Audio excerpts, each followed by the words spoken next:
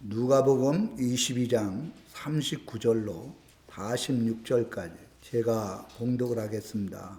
예수께서 나가사 숫간을 따라 감람산에 가시매 제자들도 따라갔더니 그곳에 이르러 그들에게 이르시되 유혹에 빠지지 않게 기도하라 하시고 그들을 떠나 돌 던질 만큼 가서 무릎을 꿇고 기도하여 이르시되 아버지여, 만일 아버지의 뜻이거든 이 잔을 내게서 옮기시옵소서. 그러나 내 원대로 마시옵고 아버지의 원대로 되기를 원하나이다 하시니 천사가 하늘로부터 예수께 나타나 힘을 더하더라. 예수께서 힘쓰고 해서 더욱 간절히 기도하시니 땀이 땅에 떨어지는 핏방울 같이 되더라. 기도 후에 일어나 제자들에게 가서 슬픔으로 인하여 잠든 것을 보시고 이르시되 어찌하여 자느냐, 시험에 들지 않게 일어나 기도하라 하시니라. 아멘. 예수님께서 십자가에 달려 죽으시기 전에 마지막으로 하나님 앞에 기도한 것이 겟세마네 기도예요. 오늘 이 본문 누가복음 22장 39절로 46절 말씀은 마태복음에도 나와 있고 마가복음에도 나와 있고 누가복음에도 나와 있는데 이 누가가 의사거든요. 그러니까 의사가 본 그 예수님의 기도하는 모습, 이런 것들을 다른 복음서에 기록되지 않는 자세한 것까지도 기록해 놨어요. 오늘 본문 말씀을 가지고 겟세마네 동산의 예수님의 기도에 대해서 한 세 가지로 말씀을 드리려고 합니다. 첫째는 39절에 보니까 예수께서 나가사 숫간을 따라 감람산에 가시매 제자들도 따라갔더니 여기에 숫간을 따라 기도하셨다는 거예요. 숫간이라는 뜻은 헬라어로 에토스라는 뜻이 있는데 관습, 규례, 규칙적으로 행하는 행동, 이런 뜻을 가지고 있어요. 그러니까 예수님은 하나님 앞에서 규칙적으로 기도를 하셨어요. 새벽 미명이라 그랬거든요. 새벽 미명. 그래서 제가 원어에 찾아보니까 2시, 3시 그 사이가 미명이더라고요. 예수님께서는 복음을 전하시고 가르치시고 병든 자들을 치료해 주시고 새벽 3시 그 정도만 되면 일어나셔서 하나님 앞에 늘 기도를 하셨어요. 이게 습관이었어요. 이 새벽 하나님 앞에 첫 시간을 드리는 사람이 진짜 복이 있다. 새벽 예배에 나와서 늘 새벽 예배를 드리는 심령들이 하나님 앞에 복을 받더라고요. 예수님은 새벽 미명에 습관적으로 늘 하나님 앞에 첫 시간에 하나님과 만나서 교제를 했어요. 그리고 제자를 뽑을 때에는 철야 기도를 했어요. 철야 기도. 철야 기도라는 것은 밤을 홀딱 세워가면서 하나님 앞에 기도하는 거잖아요. 정말 제자를 뽑는 게 중요하기 때문에 하나님 앞에 밤새도록 기도하시고 마음에 맞는 사람 12명을 뽑아서 제자로 삼으셨어요. 또 예수님이 십자가에 달리기 전에는 어떻게 기도하셨냐? 여기에 보면 땀방울이 핏방울이 되도록 기도하셨어요. 예수님의 모든 공생의 삶은 기도로 시작해서 기도로 마쳤고 모든 것들이 기도를 통해서 하나님의 역사를 나타낸 것을 볼 수 있어요. 예수님은 죄가 없는 분이고 완벽하신 분이잖아요. 하나님이잖아요. 그런데도 끊임없이 기도를 했는데 우리는 연약한 게 너무 많아요. 그리고 하지 못하는 일들이 많고 인간의 힘으로는 어찌할 수 없는 일들이 우리 앞에 많이 일어나게 되거든요. 그런데 주님처럼 정말 금식 기도로 공생애를 시작하고 새벽 첫 시간을 드리고 또 철야 기도를 하고 그리고 땀방울이 핏방울이 되면서 이렇게 기도할 때 하나님의 역사는 살아계신 거예요. 분명히 그런 자들에게 응답해 주십니다. 성경에 다니엘이 나와요. 구약에 보면 다니엘은 국무총리의 자리에 있을 때 하루에 3번씩 기도했어요. 9시. 그러니까 출근해갖고 뭐 출근 시간이 언제인지 모르지만 바벨론이라는 나라는 세계에서 가장 큰 나라였고 세상을 지배하는 나라였어요. 국무총리가 얼마나 바꾸겠어요. 근데 9시만 되면 자기 집에 가갖고 예루살렘을 향하여 9시에 기도하고 기도하면 적어도 1시간은 기도할 거 아닙니까? 12시에도 또 가서 기도했어요. 그리고 오후 3시에 기도했어요. 9시부터 오후 3시까지 3번 기도했는데 그럼 언제 그 나라 민족을 위해서 국무총리의 직분을 감당할 수 있겠나 그렇게 생각할지 모르지만 이 다니엘이 국무총리로 있을 때 바벨론이 가장 많이 세상에 알려지고 하나님 앞에 영광을 돌리고 나라가 강성한 나라가 되었다는 거예요. 그러니까 다니엘에게는 기도가 생명이라고 생각한 거예요. 기도가 이 세상의 일보다도 더 중요하다 생각을 한 거예요. 내가 아무리 열심히 일을 해도 하나님이 도와주지 않으면 안 된다, 그렇게 생각을 했기 때문에 다니엘은 기도의 사람이었어요. 마르틴 루터 종교개혁을 일으켰죠. 그분은 책을 봤을 때 책에 이렇게 써놨더라고. 새벽에 첫 시간에 2시간을 하나님 앞에 부르짖지 않으면 오늘의 삶은 마귀 사탄에게 지배를 받는다. 그래서 2시간을 하나님 앞에 부르짖었다는 거예요. 그렇기 때문에 순교의 자리에 들어가면서도 종교개혁을 이루었잖아요. 기도의 습관을 들여야 돼요. 예수님께서는 그렇게 바쁜 와중에도 예수님보다 바쁜 분이 어디 있어요? 아침 새벽 미명 시간에 기도하시고 그리고는 하루 종일 전도하시고 가르치시고 병든 사람 귀신 쫓아내고 병 고치고 얼마나 바쁘셨겠어요. 그런데도 기도는 쉬지 아니하고 습관적으로 하셨다는 거예요. 저녁 때에도 겟셋마네 동산에 올라가셔서 늘 하나님 앞에 하루의 삶을 뒤돌아보면서 기도하셨다는 거예요. 기도는 하나님께 고함으로 시작하지만 더 깊게 들어가 보면 결국 기도는 하나님의 음성을 듣는 것이다. 기에로 게고로가 그렇게 얘기를 했어요. 맨 첫 번에는 하나님 앞에 막 내 마음대로 고하지만 1시간 이상 오랫동안 기도하다 보면 하나님의 음성을 듣는데요. 겟셋마네 동산에 이 기도를 마치고 십자가에 달려 죽으셨잖아요.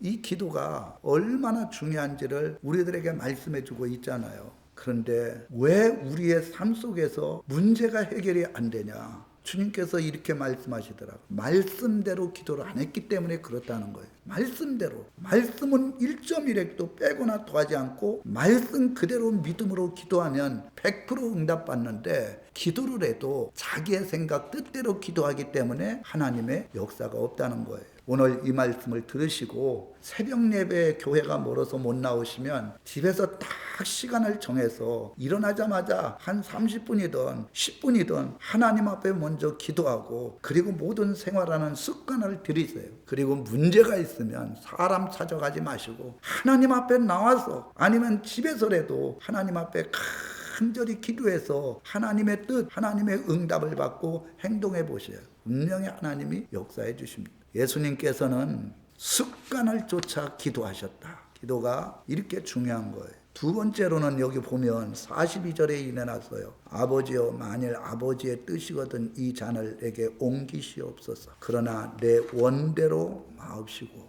아버지의 원대로 되기를 원하나이다. 내 원대로 마옵시고 아버지의 원대로 하시옵소서. 이렇게 했어요. 원대로. 이 뜻은 텔레마라 그래서 열망, 기쁨, 의지여요. 사람들은 다 자기의 원대로 기도하고 있어요. 자기가 원하는 소원, 자기가 꼭 해야 되겠다고 하는 소망, 또 문제가 닥쳤을 때 그 문제를 위해서 해결해 달라고 하나님 앞에 기도해요. 자기의 생각대로, 자기의 뜻대로, 자기의 소원대로, 자기가 열망하는 대로. 열망, 기쁨, 의지가 있는데 이렇게 기도한단 말입니다. 예수님도 그렇게 기도하셨어요. 여기에 보면 아버지여, 만일 아버지의 뜻이거든 이 잔을 내게서 옮기시옵소서. 예수님의 마음에 원하는 것은 십자가를 지지 아니하고 가시면류관을 쓰지 아니하고 채찍에 맞지 않는 거예요. 그리고 창으로 이 가슴팍이 있는 데로 해서 피가 다 흘려지고 가장 십자가를 지고 고통스러운 것이 예수님이 하나님이시잖아요. 천지 만물을 창조하신 분이잖아요. 그분은 죄가 없는 분인데 다 발가벗고 십자가에서 6시간 동안 당시에 6월절이라 200만 300만이 예루살렘에 모였어요. 사람이 가장 부끄러운 게 사람들 다 옷 입고 있는데 발가벗고 있는 것처럼 부끄러운 게 어디 있겠어요. 그러니까 주님 앞에 예수님께서 기도를 한 거예요. 이거를 이 잔을, 이 십자가를 좀 옮겨주십시오. 이 부끄러움을, 참으로 부끄러움을 당하지 않도록 인도해 주십시오. 그렇게 기도한 거예요. 채찍에 맞지 아니하고 가시면류관 쓰지 아니하고 그리고 발가벗지 아니하고 이것을 정말 이것이 내 마음의 간절한 기도인데 주님께서 내 원대로 마시옵고 아버지의 원대로 되기를 원하나이다. 여기 원하나이다는 것은 일어나다, 우선하다, 선호하다. 내 마음은 안 짓고 이 문제를 해결했으면 좋겠지만 하나님께서 원하시는 것이라면 이것부터 내가 온전하게 하나님의 뜻대로 선호하고 우선하고 그리고 이 뜻대로 행하겠습니다. 이렇게 말씀하신 거예요. 주님께서는 주님의 뜻대로 기도한 게 아니에요. 하나님의 원대로 이루어달라고 기도한 거예요. 성경에 보면 다니엘이 국무총리가 3명이 있었는데 2명의 사람들이 질투하고 그러니까 이 다니엘의 기도하는 모습을 왕한테 일러 바친 거예요. 근데 하나님 저 사자굴 속에 들어가는데 사자굴 속에 들어가서 나 살려달라 그런 얘기 하나도 하지 않았어. 그냥 하루에 3번씩 그 자기의 다락방에 올라가서 하나님 앞에 예배를 드린 거예요. 하나님의 원대로 하시옵소서. 국무총리가 된 것은 자기의 힘과 능력으로 된 게 아니에요. 하나님께서 꿈을 해결할 수 있는 은혜를 줘가지고 갑자기 국무총리가 된 거예요. 내가 사자굴 속에 들어간다 해서 하나님께서 나를 데려가시면 저를 데려가 주시고 하나님께서 그곳에서 나를 살려주셔서 더 하나님 앞에 영광을 돌리려면 하나님께서 그렇게 해달라고 하는 기도를 했을 거예요. 그런데 사자굴 속에 들어갔는데 머리털 하나 상하지 않았어요. 그리고 살아났는데 그 왕이 어떻게 했습니까? 시기질투했던 그 국무총리와 그 자녀들, 그 속해 있는 사람들, 이 사람들을 하나도 없이 사자굴 속에 넣어갖고 죽음 가운데 거했잖아요. 하나님의 원대로, 하나님의 뜻대로 기도하니까 하나님께서 시기질투해갖고 없는 죄를 뒤집어 씌워갖고 만들어서 죽게 만들려고 하는 그들을 심판하신 거예요. 우리는 하나님 앞에 우리 뜻대로 기도합니다. 그런데 하나님의 원대로. 하나님의 뜻이 이것이 문제가 해결이 안 돼서 나에게 더 고통을 준다라면 그것도 감사하게 여기고 내가 하나님의 뜻대로 믿음 안에서 받아들이겠습니다. 이렇게 하는 게 중요하다는 것을 말씀해 주고 있어요. 마지막으로 여기 3번째 보면 44절에 이게 중요한 거예요. 예수께서 힘쓰고 해서 더욱 간절히 기도하시니 땀이 땅에 떨어지는 핏방울 같았더라. 여기에 보면 이거는 목숨을 다한 기도예요. 히브리서 5장 7절에 보면 그는 심한 통곡과 눈물로 간구와 소원을 아랬다는 거예요. 힘쓰고 해서 막 눈물을 흘리면서 정말 간구와 소원을 주님 앞에 아랬어요. 여기 방울이라 그랬어요. 핏방울인데 방울, 덩어리, 큰 방울, 두렵게 하다. 진짜 핏방울이 덩어리처럼 떨어진 거예요. 많은 주석가들이 이건 피를 흘린 것이 아니라 피가 흘린 것 같이 보여졌다 그러는데 원어에 보면 덩어리예요. 큰 방울이에요. 눈물과 통곡과 간구와 하나님 앞에 애써 간절히 기도하시니 땀이 땅에 떨어지는 핏방울 같이 되었더라. 그러니까 땀방울이 핏방울 같이 이라니까 핏방울이 아닌 줄 아는데 핏방울이라는 이 두렵고하다는 뜻이라는 건 피가 너무 많이 흘려져 가지고 저러다가 돌아가시지 않겠나 그렇게 두려운 마음을 사람들이 가질 정도로 그렇게 기도하셨다는 거예요. 누가복음 18장 한번 보겠습니다. 제가 이제 이거를 위해서 기도하는데 하나님께서 이 말씀을 주시는 거예요. 뭐라고 주셨냐? 예수께서 그들에게 항상 기도하고 낙심하지 말아야 할 것을 비유로 말씀하여 이르시되 사람들이 기도하고 낙심을 해요. 왜 낙심을 하냐? 그렇게 새벽 예배 열심히 드리고 나름대로는 열심히 기도했는데 응답이 없어. 그러면 낙심이 돼. 그런데 낙심하지 말라는 거예요. 왜? 여기 7절에 일어났어요. 하물며 하나님께서 그 밤낮 부르짖는 택하신 자들의 원한을 풀어주지 아니하시겠느냐? 그들에게 오래 참으시겠느냐? 내가 너희에게 이르노니 속히 그 원한을 풀어주시리라. 저도 기도를 많이 하잖아요. 새벽 예배도 하고. 근데 왜 속히 응답을 안 해줬느냐? 밤낮으로 하나님 앞에 부르짖지 않았다는 거예요. 한두 번만 기도하고 목 아프니까 또 살살살살 기도하고. 이 성경은 하나님께서 그 밤낮 부르짖는 택하신 자들, 우리는 택하심을 받은 자들이에요. 하나님의 자녀예요. 원한을 풀어주지 않겠느냐? 우리의 원한이 뭡니까? 지금 기도가 응답이 안 돼서 말할 수 없는 고통 가운데 거했는 게 우리의 원한이에요. 그들에게 오래 참으시겠느냐? 내가 너희에게 이르노니 그 속히 그 원한을 풀어주시리라. 가자.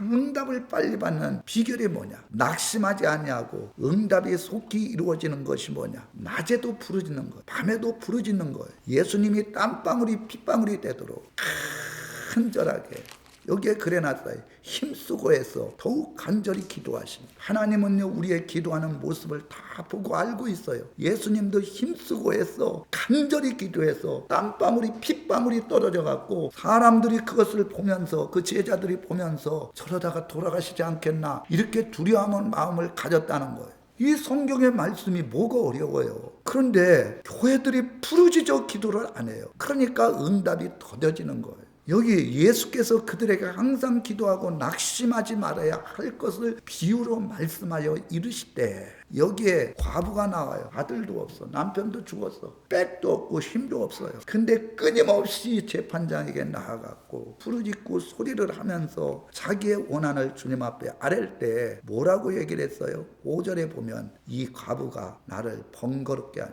좀 쉴만하면 와가지고 소리 지르고 문제를 해결해 달라고. 그러니까 내가 그 원한을 풀어주리라. 그렇지 않으면 늘 와서 나를 괴롭게 하리라 하였느니라. 마찬가지예요. 재판장, 불의한 재판장도 그 사람이 번거롭게 해갖고 원한을 풀어주는데 사랑의 하나님, 우리를 위해서 십자가에 달려 죽으신 하나님 앞에 나와서 낮에도 부르짖고 밤에도 부르짖으면 그것을 오랫동안 응답해 주지 않겠느냐? 속히 그 마음속에 있는 믿음의 소원을 응답해 주신다는 거예요. 내가 이렇게 안 했구나. 밤에도 기도하지 않고 그리고 낮에도 와서 기도하지 아니하고 소리 지르며 하나님 앞에 부르짖지 않았구나. 이거 보는데 막 눈물이 그렇게 많이 나더라고. 하나님의 말씀은 1.1핵도 변함이 없어요. 이 말씀은 진리예요. 진실한 거예요. 여러분들 문제가 있습니까? 제가 항상 얘기하는 게 뭡니까? 문제가 있으면 아프면은 약부터 타갖고 병원 가고 하지 말고 부르짖어 기도해봐요. 어떻게 하나님이 역사하는지.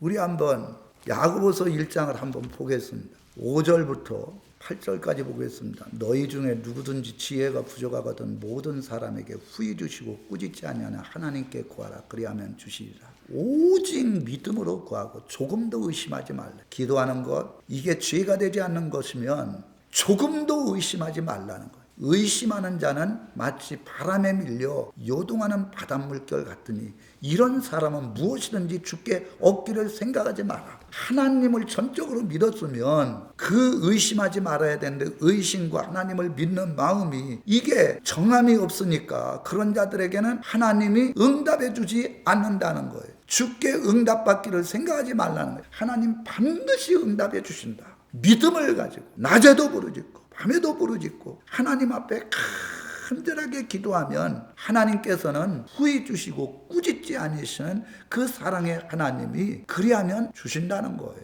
예수님은 땀방울이 빗방울이 되도록 그렇게 기도하시고 십자가를 기쁨으로 감사함으로 지셨어요. 가시면류관을 채찍에 맞으시고 6시간 동안 십자가에 달려서 그 모진 고통을 이길 수 있었던 게 이런 기도의 능력, 하나님께서 함께 주시는 능력 안에서 이루어진 거예요. 금식 기도도 중요하지만 예수님께서 말씀하신 건 금식의 말씀을 한 게 아니에요. 밤에도 부르짖어, 낮에도 부르짖어. 진짜 간절한 마음으로 조금도 의심하지 말고 속히 응답해 주신대. 그런데 그렇게 기도하는 성도들이 없어요. 누가복음 18장에 말씀하잖아요. 뭐라고 말씀을 하느냐? 인자가 세상에 올 때에 이런 믿음을 보겠느냐? 없다는 거예요. 그러니까 교회에서 조용조용하게 기도한다는 거예요. 늘 기도하는 것, 항상 같은 그런 모습으로 없다는 거예요. 사람들이 그렇게 기도하면 아니 하나님이 귀가 멀었나 그런 얘기예요. 그러면 이 말씀 떼어내야 되잖아요. 예수님께서 낙심하지 않냐고 응답받고 속히 이루어주기 위해서는 밤에도 부르짖고 낮에도 부르짖고 사람들이 뭐 미쳤다 그러든지 꼭 그렇게 해야 기도해야 된다는 그런 얘기 하지 마시고 하나님 앞에 이렇게 기도하면 속히 그 원한을 풀어주시자. 그러나 예수님께서 이 마지막 때에 주님이 구름 타고 오실 때 세상에서 믿음을 보겠느냐 이런 믿음이 없다는 거예요. 진짜 믿음은 부르짖는 기도, 습관적인 기도, 하나님 앞에 간절히 의심하지 않는 기도, 그 기도가 하나님의 역사를 이룬다는 걸 말씀해 주고 있어요. 사람의 말 듣지 말고 목사님이 말씀해도 말씀에서 벗어난 이야기가 있다면 듣지 마시고 말씀을 그대로 믿으시래요. 이 말씀이 우리 성도님들의 말씀이 되시기를 주님의 이름으로 축원합니다.